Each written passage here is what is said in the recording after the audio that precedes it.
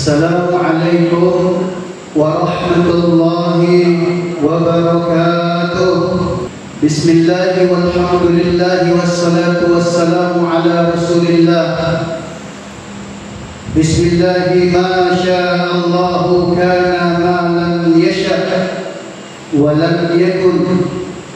Bismillahilladzi la yadurru ma'asmihi syai'un fil ardi wa la fis sama' wa huwas sami'ul 'alim. Subhanal malikil quddus subuhun quddusur rabbuna wa rabbul malaikatu war ruh. Subhanaka la 'ilma lana illa ma 'allamtana innaka antal 'alimul hakim. Rabbi shrah li sadri wa yassir li amri wahlul 'uqdatan min lisani yafqahu qawli.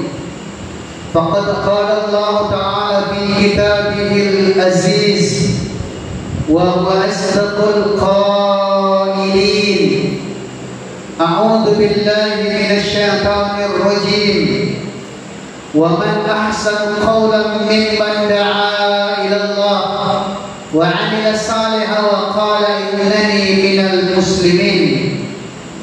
Faqad qala habibuna sallallahu alaihi wasallam awlan nasi bi yaumal qiyamah man akthara alayya salata. Sadaqallahul azim wa ballagha habibuna rasuluhul karim wa nahnu ala dhalika minasy syahidin wasyakirin. Ayuhai rahimakumullah, akramakumullah, ikhwati billah, ayyuhal muhibbun, ayyuhal mumtahinun. Islam dengan segala kesempurnaannya telah disempurnakan dan dijadikan oleh Allah Subhanahu wa taala menjadi syariah dalam risalah, sehingga satu ayat yang telah dijadikan sebagai akhir daripada wahyu ilahi, sebagai penutup daripada kalamullah Al-Quran. Al-yawma akmaltu lakum dinakum wa atmamtu alaikum ni'mati wa raditu lakumul Islam madina.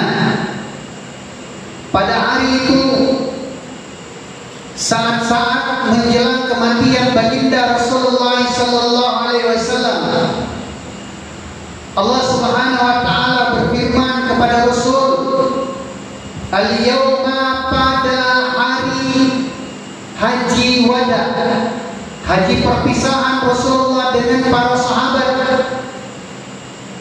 pada saat mereka melaksanakan wukuf, dan itu adalah pertemuan terakhir seluruh sahabat dengan baginda Rasulullah sallallahu alaihi wasallam, karena tidak semua mereka bisa setiap saat bersama dengan Rasulullah. Allah Subhanahu wa taala berfirman, akmaltu lakum dinakum. Di dalam isim tafdil dijelaskan, bukan kata kamilan saja, sempurna, tetapi dengan isim tafdil, akmaltu lakum. Aku, kata Allah, benar-benar telah menyempurnakan bagi kalian ad-dinakum, agama kalian, dinul Islam, dinul haqq. Maka kalaulah Allah Subhanahu wa taala telah mengatakan, telah menjelaskan kepada Rasul bahwasanya agama ini telah sempurna, masihkah kemudian kita meragukan kesempurnaan syariah? Masihkah kemudian kita meragukan aturan-aturan di dalam Islam yang kemudian bisa mengatur semua sendi kehidupan, memberikan solusi jalan keluar di zaman apapun kita berada? Ad-dinakum, maka al-Islam, ad-dinul haq, adalah jalan bagi siapa saja untuk kemudian sampai kepada keridhaan Allah. Wa atmamtu alaikum nikmati. Maka ayat itu menjelaskan perbedaan antara kamilah dengan tamah. Kalau dalam sudut pandang etimologis, pengertian secara perkata tekstual, maka sama seolah-olah artinya sempurna. Tetapi sempurnanya kamilah dengan sempurnanya tamah itu berbeda. Wa atmamtu, sudah sampai di situ, puncaknya berada di situ. Maka Rasul sallallahu alaihi wasallam menjelaskan, yang kemudian diperkuat oleh Sayyidina Umar radhiyallahu ta'ala anhu. Beliau menjelaskan, khairul qurun qarni thumma alladhina yalunahum thumma alladhina yalunahum wa ba'dahum. Maka pengertian daripada wa atmamtu alaikum nikmati, nikmat yang tertinggi, zaman yang terbaik, kurun yang terhebat adalah zamannya Rasulullah bersama para sahabat. Jangan kemudian kita katakan sekarang sudah zaman teknologi, sekarang sudah berkendaraan dan sebagainya. Meskipun mereka dulu berjalan kaki, kendaraannya cuma onta dan kuda, tetapi Allah telah jelaskan bahwasanya puncak kehidupan, kegemilangan, puncak kebahagiaan itu ada pada kehidupan mereka, Rasulullah dan para sahabat. Khairul qurun, masa, kurun, waktu, zaman, generasi terbaik. Thumma alladhina yalunahum, thumma alladhina yalunahum, maka terus akan turun, merosot, merosot dan merosot. Sudah seperti itulah keadaannya. Kalau Rasul sallallahu alaihi wasallam menjelaskan seperti itu, berarti kemerosotan itu akan dialami oleh generasi setelahnya dan semakin merosot setelahnya.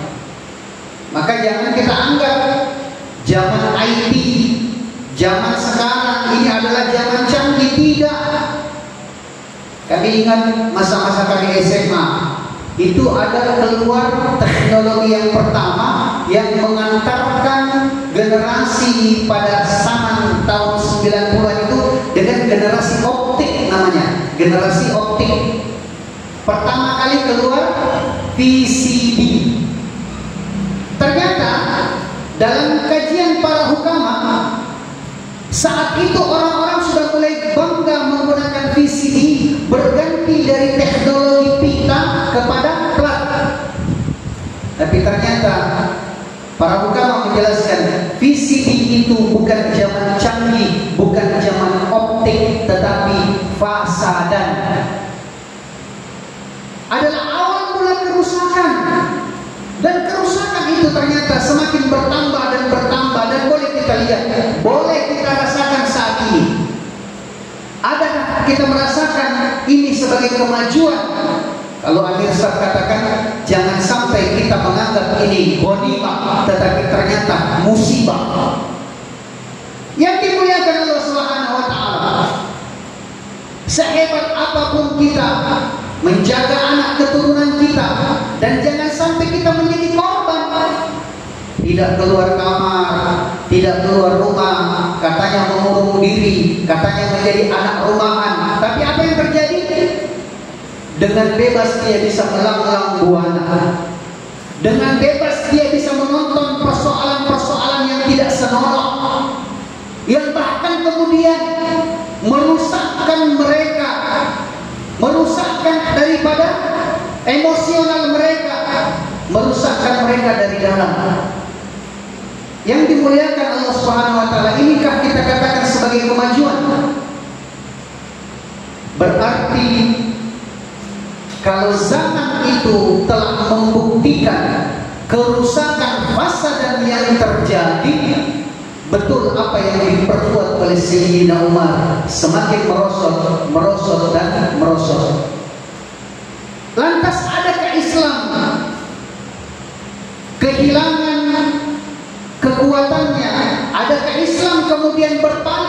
kejayaannya, dengan sebab datangnya masalah-masalah baru.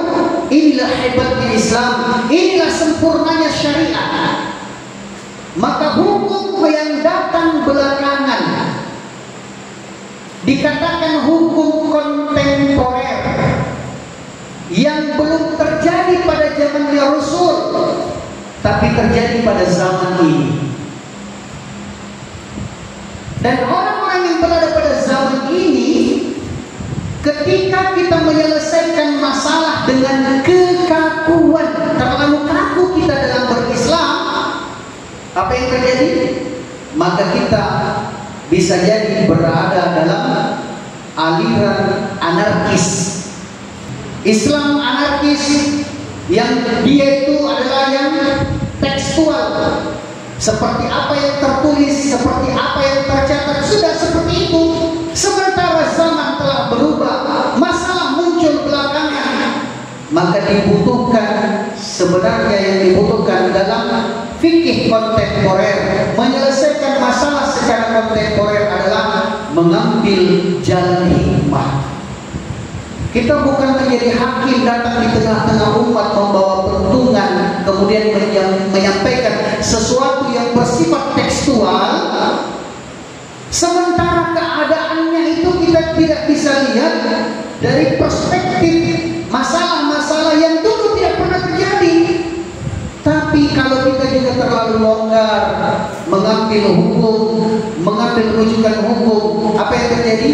Akhirnya kita menjadi liberal. Ini juga bahaya. Islam bisa jadi terlalu kaku, atau boleh jadi terlalu longgar sehingga dia liberal. Kalau terlalu longgar dalam liberalisme, semua cara, semua jalan akhirnya kemudian dibenarkan. Yang dimuliakan Allah Subhanahu wa taala, Rasul sallallahu alaihi wasallam telah berpesan kepada kita semua, khairul umur bainakum awsatuha. Sebaik-baik masalah kalian, urusan kalian adalah urusan yang tidak dalam kekakuan dan tidak dalam perspektif liberal atau terlalu longgar. Maka kita mengambil jalur pertengahan. Jalur pertengahan itulah yang dimaksud dengan jalur hikmah. Allah menantikan, Allah merindukan orang-orang yang diberikan ke dalam hatinya ilmu-ilmu hikmah. Bahkan Allah Subhanahu wa taala telah menjelaskan, may yu'tal hikmah faqad utiya khairan katsira. Orang-orang yang telah diberikan oleh Allah Subhanahu wa taala hikmah, bijak dia melihat satu kasus. Ada kejadian seperti ini. Kalau hukum kontemporernya bagaimana? Kalau kita mengambil hukum yang liberal, maka boleh jadi kita malah terpeleset. Kalau kita mengambil hukum yang dia itu bersifat ekstrem, akhirnya kemudian umat ini malah semakin jauh daripada Allah. Maka perlu dibahas, perlu kemudian dilihat bagaimana kita berada dalam wilayah bainahuma, dalam wilayah hikmah di antara keduanya.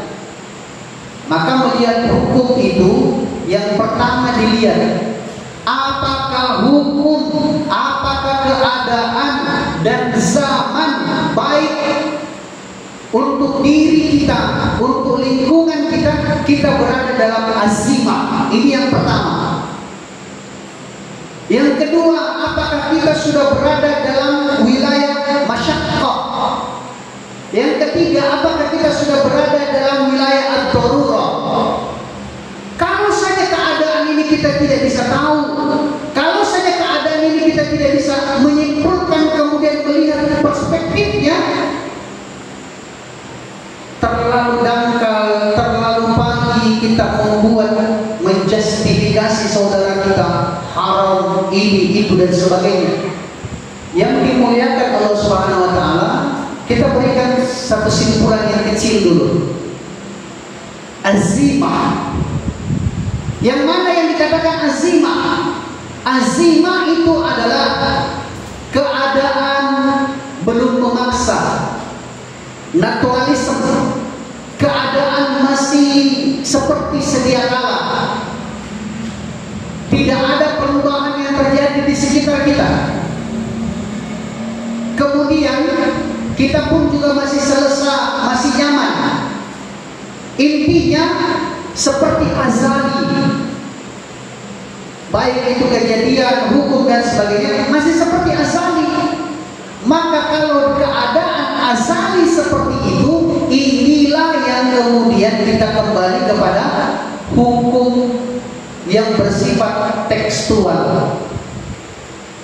Tekstualnya bagaimana? Sudah seperti itu. Kenapa? Memang tidak ada keadaan lain yang memaksa kita untuk merujuk kepada kasus keadaan yang bersifat kontemporer yang tidak terjadi dulunya.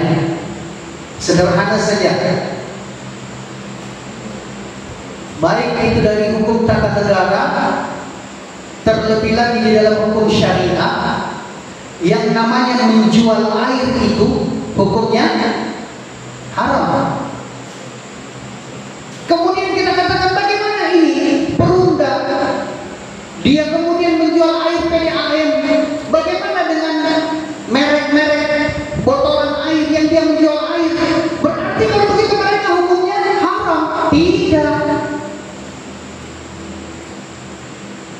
Bahkan etikot, niat ketika seseorang ingin menjadi direktur PDAM misalnya, tetapi visi misi ketika dia menjadi direktur PDAM adalah bukan untuk berkhidmat menjadi pelayan umat, melainkan mengambil keuntungan sebanyak-banyaknya dari penggunaan air. Bahkan yang dia pahami adalah menjual air dalam kubikisasi. Setiap kubik sekian jumlahnya, setiap kubik sekian nominalnya. Padahal ini jelas, Pak. Jatuhnya di mana? Haram. Harusnya kemudian kita katakan sekian ribu orang yang mana mereka itu menjadi bahagian struktural daripada pegawai-pegawai PDAM, kemudian kita katakan mereka semua neraka. Jangan. Maka kemudian hukum kontemporer datang melihat apa yang terjadi. Oh, ternyata untuk bisa mendapatkan air dari gunung, boleh Pak sekarang dibuat pilih kita. Bapak tidak usah membayar air per kubik itu, masih gratis Pak. Tapi walik melembawai, langat kini butuh, walik melembawai. Kira-kira satu kubik air yang kita mau pikul Pak dari batang sampai ke rumah kita, dibayar kita dengan kubikisasi anggaplah Rp3.000 Pak satu kubik. Kira-kira kita mau tidak kita? Kita tak mau. Kenapa? Seolah-olah tidak seimbang antara tenaga dengan yang dihasilkan. Maka menjernihkan pikiran seperti itu dulu, kemudian kita membawa kepada ranah wilayah hukum masyaqqah.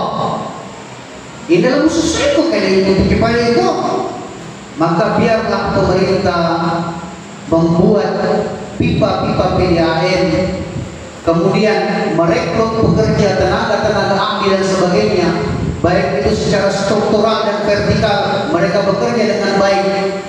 Apanya yang dibayar Pak? Bukan airnya yang dibayar. Yang kita bayar adalah membayar jasa upah penyedia air. Umpamanya pilih, mana yang kita pilih? Kita air mulai bagi atau biarkan air itu lewat di pipa-pipa air sampai ke rumah kita yang kita bayar cuma 3.000 per kubik. Inilah hukum yang kemudian dipandang dengan perspektif masalah yang datang kemudian, yang berdatang belakangan. Jadi dia masuk di wilayah masyaqqah, akan menimbulkan masalah baru, akan menimbulkan kesulitan.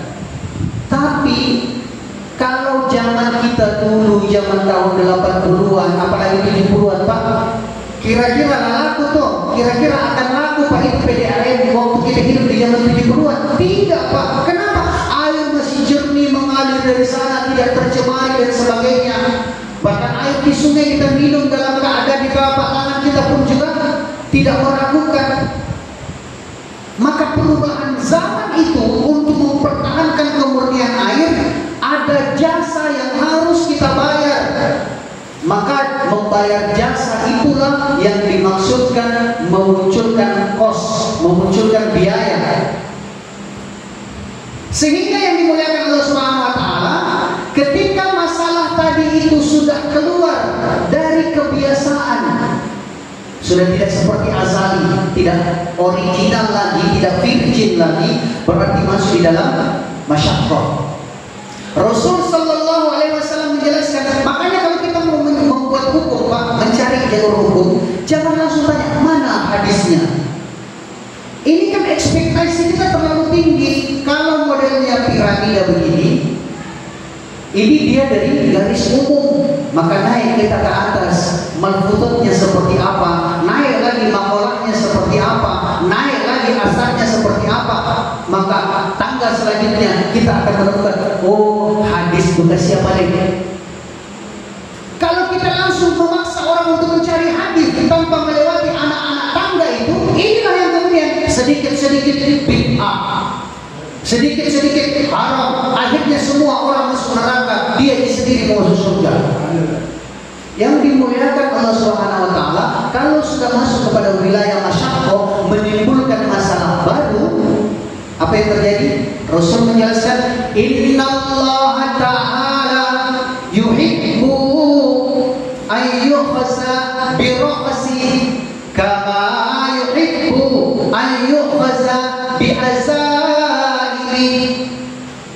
Bahkan Rasul beritahu, Allah sayang, Allah cinta, Allah berikan hadiah kepada siapa? Ayyukhza bi ra'si. Orang yang Allah berikan kemudahan, orang yang Allah berikan keringanan, yang diberikan hadiah oleh Allah, Allah cinta dia. Kapan itu? Kepada orang yang mau menerima hadiah dari Allah, maka Allah senang, Allah cinta dia. Tapi kalau kita tidak mau menerima hadiah dari Allah, kita tidak mau menerima keringanan dari Allah dengan menganggap ini kan saya masih masih azimah. Sederhana Pak begini. Ini kita mengambil dari perspektif pendapat Imam Syafi'i. Kita dari Palopo ke Makassar bawa mobil pribadi, mobil sendiri, mobil pribadi. Kemudian pada saat perjalanan ke sana, kita sudah menentukan kita akan berada di Makassar 3 hari, di luar hari kedatangan dan kepulangan. Totalnya kita di sana 5 hari. Apa yang terjadi?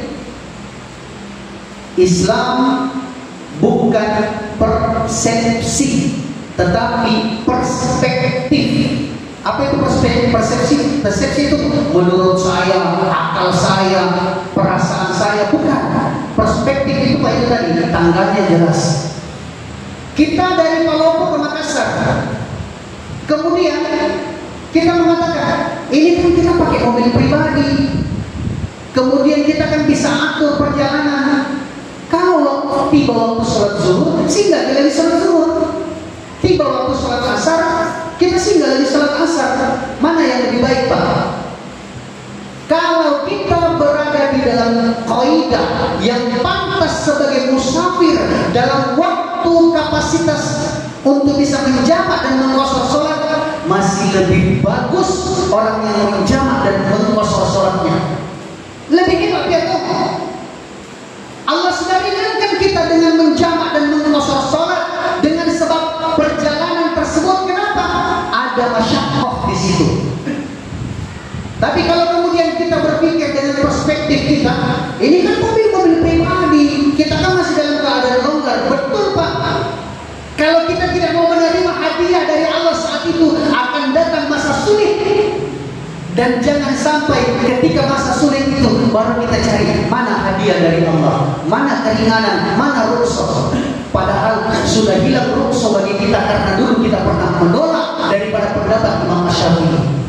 Maka penolakan kepada hukum ini, penolakan kepada hukum jangan sampai kemudian menyusahkan diri kita sendiri.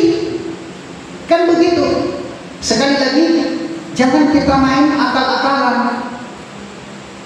Diulang Pak, masih lebih bagus orang yang menjamak dan mengkosor sholatnya dalam perjalanan 2 marhala, kondisi dan status dia seperti musafir. Sekali lagi, lebih bagus kalau dia menjamak sholatnya. Allah cinta, Allah sayang dia. Innallaha ta'ala yuhibbu an yukhasa bi rahsi kama yuhibbu an yukhasa bi azaihi. Karena Allah tidak mau menganiaya kita, maka Allah Subhanahu wa taala memberikan ganjaran. Meskipun kita jamak, ganjarannya sama kalau kita dalam keadaan azimah, dalam keadaan lengang, tenang, sehat, apa dan sebagainya, sama posisinya begitu. Diberikan ganjaran sama Pak. Sudah kondisinya lebih, bahkan dia mendapatkan 2 keutamaan. Keutamaan dia sebagai musafir yang sedang mengamalkan ilmu, dan keutamaan dia mendapatkan keringanan daripada Allah, menerima hadiah daripada Allah. Itu berada dalam kondisi yang kedua. Ada yang kondisi yang lebih parah lagi, ya, kondisi ad-darurah, kondisi darurat, kondisi masyaqqah saja tadi Pak.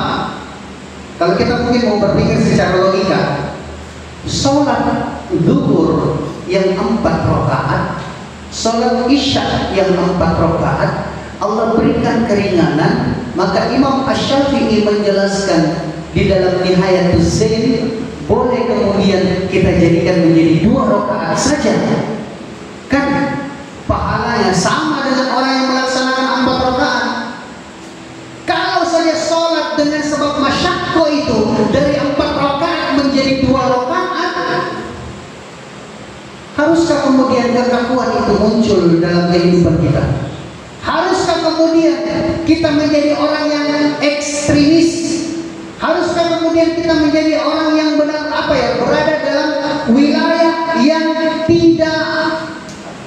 yang tidak bisa mengkondisikan sesuatu, fi awsata, berada dalam wilayah pertengahan. Yang berikutnya adalah orang yang berada di dalam keadaan darurat. Bisa dipahami Pak? Saya ulangi sekali lagi. Tadi sholat 4 rakaat boleh dijadikan 2 rakaat. Turun kemudian ada dispensasi, ada keringanan dengan sebab masyaqqah. Turun lagi Pak. Saking mahabbah, saking cintanya, saking rindunya, bahkan Rasul sallallahu alaihi wasallam menginginkan kita senantiasa berada dalam syariah. Maka masalah yang muncul belakangan di zaman kita ini namanya masalah kontemporer. Jangan kita bilang sudah keluar dari sunnah, tidak. Ini memang masalah datang belakangan. Daruratnya bagaimana sekarang Pak? Kita masuk kepada wilayah darurat. Kira-kira bagaimana pendapat kita yang kita pahami orang sholat tanpa wudu? Itu masih bagus kalau tanpa wudu Pak. Bagaimana kira-kira hukum sholatnya? Ini masih bagus kalau tanpa wudu. Tak boleh pernah jene dia sudah tidak berwudu, tapi yang baik kalian, nanti tene kalian. Dia dalam keadaan beradas, bernajis, kencing di situ, berak di situ dan sebagainya. Maka ad-darurah seperti ini bahkan kemudian menurunkan daripada hukum-hukum yang telah ditetapkan sebelumnya. Maka kalau kita lihat saudara kita jenguk, kita tengok orang sakit, kita harus kemudian tahu keadaannya. Dia ini berada di level mana. Maka orang sakit itu Pak ada 6 tingkatan dia. 6 tingkatan yang berada. Orang sakit yang mana kalau dia masih berada di antara tingkatan 6, 5, 4, 3, masih sampai di situ, kita singkat saja karena waktu. Level terakhir itu adalah level 3. Level 3. Ternyata kita datang, harus tahu kondisinya. Kondisinya ini kok saudara kita, kondisinya ini orang yang kita cintai. Dia ini ternyata kondisinya masih berada dalam kondisi normal. Ya kita tandai siap pergi, Makanya itu Pak, orang tua kita terdahulu itu sebenarnya tingkat kecerdasan yang Allah fahamkan kepadanya, ya Allah jelaskan, Allah masukkan ke dalam hatinya melalui ilmu laduni. Ini adalah sesuatu yang tidak boleh kita nafikan. Kan sering Pak dulu orang tua kita, teman-teman tapi orang Bogi, sengaja dia bawa kita tengok orang sakit. Apa yang dia bilang pertama? Datang dari siana. Kan begitu. Sebenarnya ini ingin mengetahui kondisi orang yang sedang sakit ini. Dia berada di level mana? Ia kena tandai siap begini. Baik itu dari pandangan matanya, baik itu dari pendengarannya. Maka tugas kita apa? Bisikkan di telinganya. Tapi tama mewarturoro masumbayang kita. Karena dia dalam keadaan ad-darurat, tak perlu kita paksakan harus berwudu, harus istinja, harus apa. Nah pegang main mukanya, nanti tengok mukanya. Biarkan dia sholat dalam keadaan kondisi seperti itu. Saking bijaknya Islam, saking tidak kakunya Islam, dan menginginkan Islam kita tetap berada dalam syariah. Lain halnya kalau memang sudah tidak kenal kita, sudah tidak respon, sudah tidak respect. Maka ketika orang terkasih kita itu sudah tidak respect, yang perlu kita tahu mana? Mana yang perlu kita tahu? Kan kebanyakan Pak, kalau kita datang kepada orang sakit, keluarga kita yang sakit, apa yang kita buat? Yang pertama kali kita buat adalah dipegang jidatnya. Bagaimana caranya? Bukan telapak tangan yang dikasih begini Pak, tetapi punggung tangan ke sini. Beda Pak, boleh kita rasakan sendiri. Serapannya beda. Maka kondisi itu dilihat. Setelah itu kemudian kita pindah ke kaki. Apa maksudnya kita pindah ke kaki? Bukan hanya sekedar mau dipegang-pegang saja, tidak. Di situ dilihat. Ya, dia siapakah dia siapakah dia belumkah dia beranjak. Kan bisa dilihat Pak, ketika kaki itu bagaimana caranya kita pegang kaki Pak? Kaki itu kalau dipegang, apakah kemudian ruh itu sudah meninggalkan kaki? Apakah dia sudah berada di pusar? Sederhananya dilihat, kaki itu bukan dipegang, tetapi mau didorong ke depan. Kalau kita dorong ke depan, kemudian kita lepaskan dan dia mentak, sulit kembali secara refleks, nah pelek boleh tidak, dia sudah tidak berada di situ. Kalau dia masih begini, kemudian masih lentur, berarti dia masih ada di situ. Ya, saya rasa teman-teman yang sudah sering ikut kajian masail seperti ini tidak bisa paham itu. Sehingga sebenarnya suhu itu bukan mau dilihat di kaki, suhu itu dilihat di jidat. Kemudian kaki ini adalah untuk melihat kondisinya seperti apa, dia masih berada di mana. Ya, ada beberapa saat, beberapa waktu ini, Masya Allah, ketika kita jenguk orang-orang sakit, sampai kan orang kemudian takjub.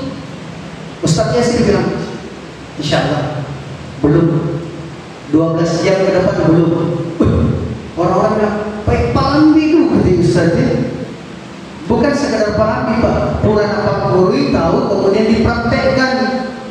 Meskipun kita dengarkan begini Pak, kalau kita tidak terbiasa menjenguk orang sakit, mendatangi mereka untuk praktekkan, kita tidak akan diberikan ilmu. Kenapa? Karena ilmu itu ada dua jalurnya Pak.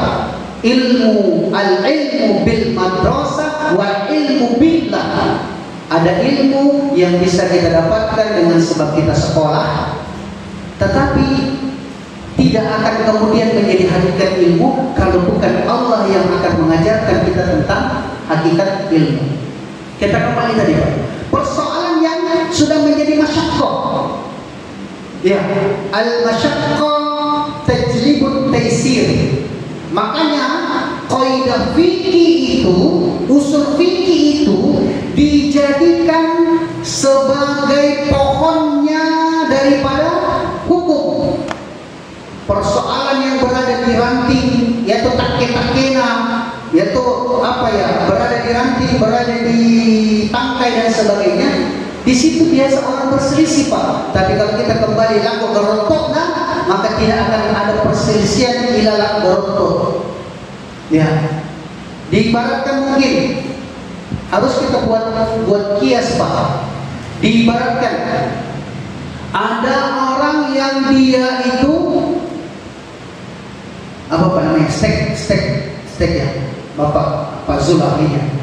Kalau ambil steak itu di mana Pak? Di tangkai. Bahkan tangkai yang sudah keluar buah.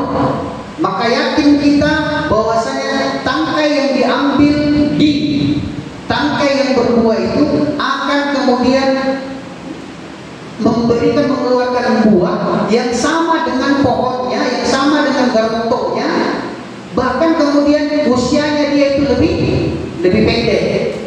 Boleh jadi bahkan pohonnya dia itu lebih kerdil, lebih kecil. Itu namanya steak. Jadi steak ini diibaratkan dengan masalah yang datang secara kontemporer tadi. Mungkin susah kita pahami itu Pak. Yang mudahnya begini, KB. Adakah KB dulu zaman Rasul?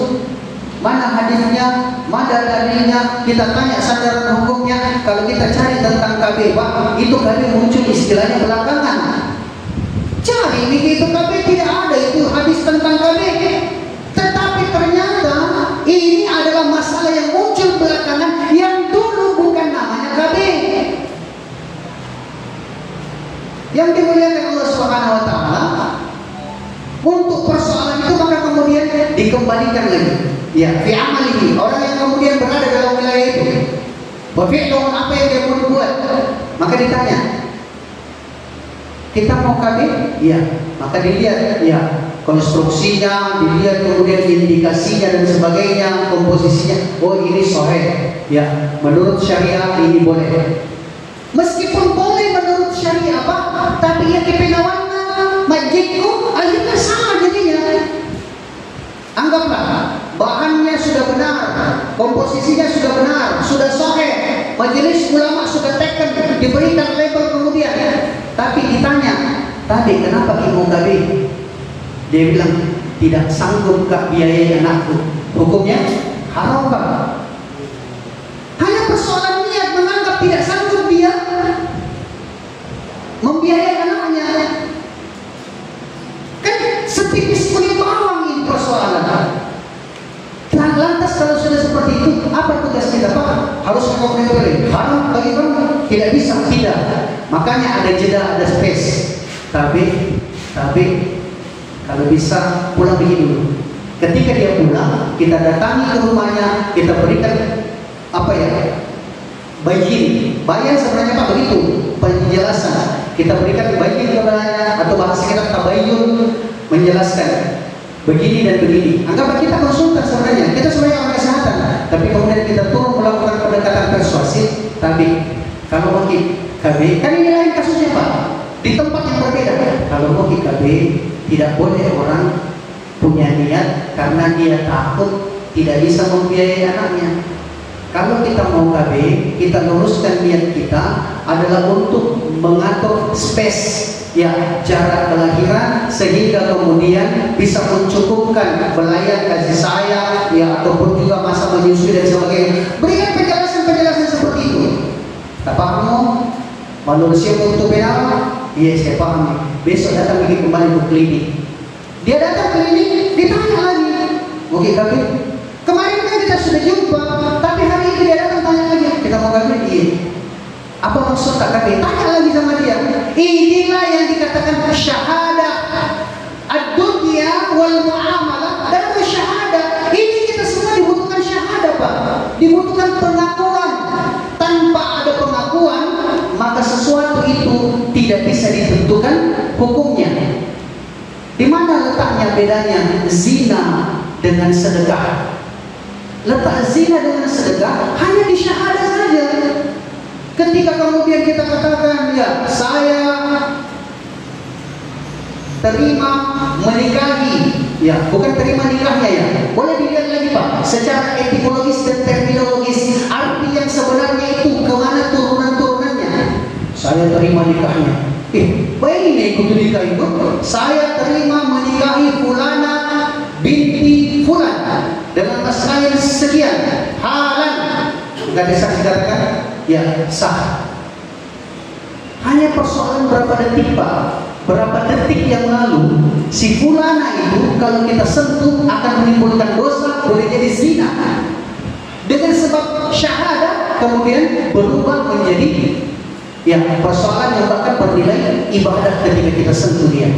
Yang dimuliakan Allah Subhanahu wa taala.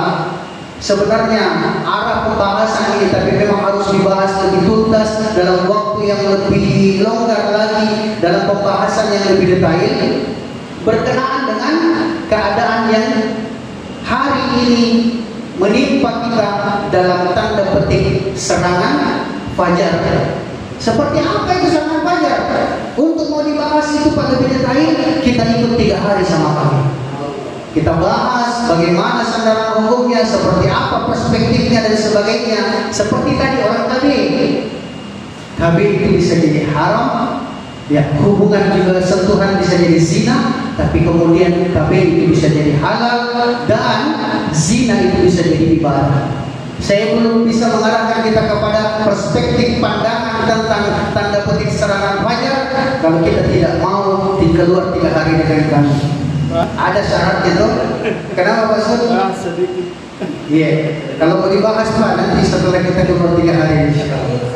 Al-haqqu min rabbik. Kebenaran pasti mutlak memang dan hanyalah milik Allah. Fala takunanna minal mumtarin. Kita minta doa senantiasa kepada Allah. Ya. Jangankan Pak, orang yang biasa belajar saja dia harus mengakui kalau di kapobebe, di kapuang, tak salah di kapulibu, tak salah di kapemahaman, dengan di kapemahaman. Allah akan ketikkan ke dalam hati kita, Allah akan tuntun kita, dan insya Allah Allah Subhanahu Wa Taala akan menjaga kita. Bahasa yang sudah umum dan Allah jadikan nasrul minallah wa fathun qarib wa basyirin mu'minin. Jadi wa basyirin mu'minin ini kita berada di situ. Beri kabar gembira, datangkan perasaan nyaman sama mereka. Jangan diperlu-perlui, jangan dipentungi, apalagi kemudian sampai dikasih bom bunuh diri. Subhanakallahumma wa bihamdik, nasyhadu an la ilaha illa anta, nastaghfiruka wa natubu ilaik. Subhana rabbika rabbil izzati amma yasifun, wa salamun 'alal mursalin, walhamdulillahi rabbil alamin. Wassalamu alaikum warahmatullahi wabarakatuh.